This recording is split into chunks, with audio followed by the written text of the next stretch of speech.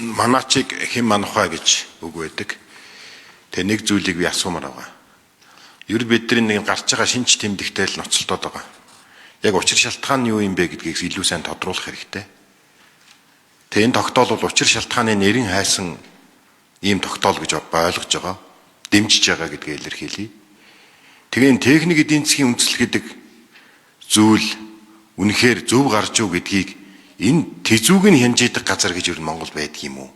Хин энэ тэзүүд нь хөндлөнгийн үнэлгээ өгдөг юм бэ? Одоо бид бол нэг хэлбэрийн хувьд улсын төсвүүд мөнгө тавиулахын тулд техник эдийн засгийн үзүүлэлт байна уу? Энийг магадлалын номер авсан уу гэдэг зүйл байдаг. Энэ техник эдийн засгийн үндэслэл өөрөө буруу гарсан байх, энэ буруу зурагдсан байх, мэрэгжлийн биш байх, энэ одоо эдийн засгийн нөхцөл байдалтай уялдаагүй байх гэх мэт энэ одоо асуудлыг зохицуулж яадаг газар гэж юу байдаг юм уу гэдгийг нэгдүгээр асуумаар байна. Хоёрдугаар дахиад учир шалтгаан. Энэ сонгон шалгаруулалт хийж байгаа тендерийн хууль тогтоомжоо бид нар өөрчлөх болоогүй мүү?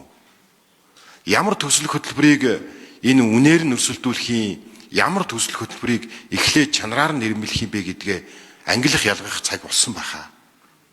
Одоо энэ тендерийн хууль гэдэг чинь ерөөсөө энэ тендер захиалагч тэр тендерийг авдаг хэдхэн компани хоорондын өгсөн хувилдаан болж хувирж байна шүү дээ.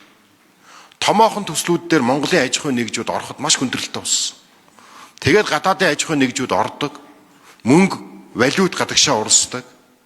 Монгол аж ахуйн нэгжүүд нь энийг хэрэгжүүлэх ийм боломж, Монголдо бүтээн байгуулалт хийх боломж, Монголдо төсвөө шингээх боломж нь бага болоод байна. Тэгэхээр энэ тогтоол бол өөрөө энийг хэрэгжүүлж байгаа тэр их хүнс, их ундраг тендерийг зохион байгуулалттай холбоотой юм биш үү гэж би хоёр дахь асуултаа асууя. Гурав дахь асуулт бол би энэ шижир гишүүнтэй санал нэг байгаа. Энэ төрийн өмчит компаниуд ер нь хизээ төсвөөс гадуур дур мэдэж ингээд төсөл хөтөлбөрийг санхүүжүүлэхээ зогсоох юм бэ? Энд чинь Монгол улс нэгдсэн төсөвтэй байдалд төрийн өмчит компани төсөв гэдэг ийм тусдаа эрх барьж байгаа намуудын компаниудыг санхүүжүүлдэг, ажилуулдаг, хүний нөөцийг бэлддэг ийм газар болчлоо. Тэгэхээр одоо энэ дээр бол хууль орж ирж байгаа гэж ойлгож байгаа. Энэ асуудал зэгцэрхүү гэдгийг асууя. Хамгийн сүүлд нь улсын комисс гэж нэг зантахар газар байна. Хууль биелүүлдэггүй газар чинь наад улсын комисс чинь байна. Барилгын тухай хуулийн дээр энэ барилга одоо байгууламжийн 20-30% ногоон байгууламж байна гэдэг. Барьж байгаа зураг нэг сайхан зураг байдаг. Иргэдэд харуулж байгаа, үзүүлж байгаа зүйл нь онцгой сайхан байдаг. Яг хачир дээрээ ширэнгэн ой босож байгаа шүү дээ. Сүүлийн 30 жил Монгол Улаанбаатар хотод ширэнгэн ой босож байна. Энэ яармаг ямар болов?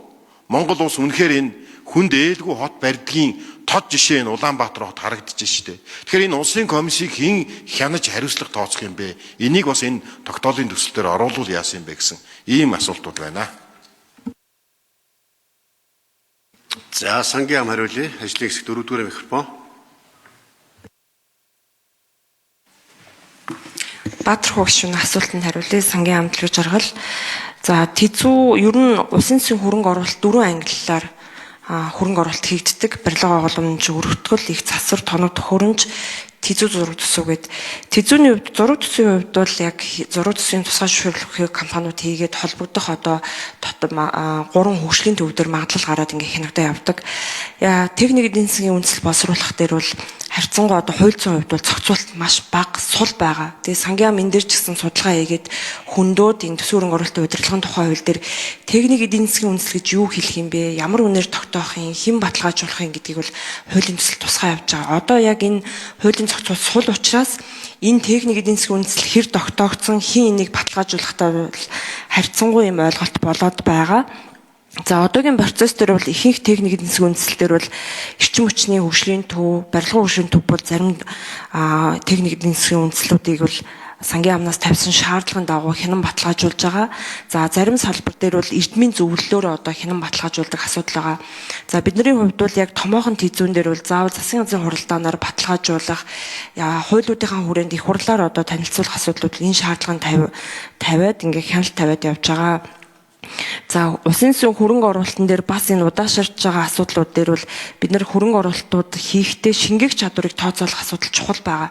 За одоо яг улсын хэмжээнд барилгын тусгай зөвшөөрлөлтөд 4100 компани, за авто замынх 780, эрчим хүчнийхний 650 гаруй юм компани байгаа. Эдгээрийн 20-30% нь бол улсын сүнс хөрөнгө оруулалтаар ажил хийдэг юм байна гэдэг юм судалгаа байгаа. Тэгэхээр нөгөө талдаа яг энэ барилгын үйлдвэрлэл, барилгын материалын үйлдвэрлэл, ажлын хүчин дээр үндэслээд энэ шингээх чадварын судалгаа хийж бид нар улсын сүнс хөрөнгө оруулалтаа төлөвлөхгүй бол их хэмжээний хөрөнгө оруулалтууд батлаад байх юм бол буцаад хэрэгжихгүй байх эрсдлүүд байгаад байгаа.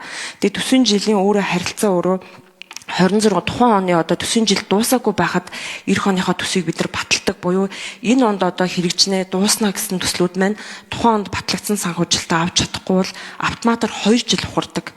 Тэгээ энэ хугацаанд бол одоо нийт төсөв төртгийн хамгийн өндөр дүн болох барилгын материалын үнийн өсөлтийн зөрүү үүсэх магадлалууд байдаг учраас яг тухайн жилийнхаа төсвийн цаглбор, барилгын улирал, шингээх чадвартаа нийцэж бас энэ хөрөнгө оруулалтуудаа төлөвлөх асуудал чухал байгаа.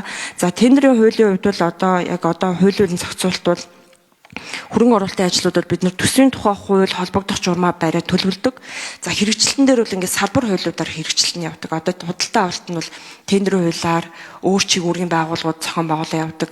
Хэрэгжил санхүүжилтийн асуудал бол барилгын тухай хууль, авто замын тухай хуулиараа хяналтын байгууллагууд хянаад тэгээ буцаад одоо санхүүжилтийн харилцаа бол яг сангийн амнаас гаргасан журмын дагуу явдаг. Тэгэхээр энийг бүхэлд нь харж яг хууль зүйн зохицуултыг асуудал байгаа. Тэгээ тендерийн хууль бол бага үнийн одоо саналаар явж байгаа асуудал бас. За хариултаа дуусгач. Дөрөвдүгээр микрофон. Бага үнийн саналаар тендерт одоо шалгараад байгаа нь бас чанарт нөлөөлөх яг анхны одоо бид нар төлөвсөн төслийн үр дүндээ хүрэхгүй байх эрсдэл байгаа. Тэгээ олон улсад бол ач холбогдол суурилсан юм үнэлгээний аргачлал байдаг. Одоо Аз хөгжлийн банкны төслүүдээр ч юм уу илүү чанараар нь үнэлээд дараагийн шатанд нь үнээр нь шалгаруулдаг юм зохицуулт байдаг учраас бид нар энэ хуулийн төсөлд бас яг энэ агуулгуудыг оруулахаар ингээд судлаа явж байгаа.